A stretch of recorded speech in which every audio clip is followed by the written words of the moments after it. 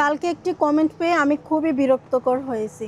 এর কারণ হচ্ছে একজন ভাই আমাকে কমেন্ট করতেছে, ব্যবসা করা কি এত সোজা? বললেই পারা যায়? ব্যবসা এত সহজ নয়, সেটা আমিও বলি। কিন্তু ব্যবসা সহজ নয় বলে যে চেষ্টা করতে পারবো না তা কিন্তু নয়, অবশ্যই চেষ্টা করা যায়। চেষ্টা করলে সফল হওয়া যায়, এইরকম গল্প কিন্তু আপনাদের অনেক জানা। আমি যে শুধু 500 টাকা 3 পিস নিয়ে ভিডিও করি তা নয়, আমাদের এখানে রয়েছে অসংখ্য কালার, অসংখ্য ডিজাইন, অসংখ্য কোয়ালিটি।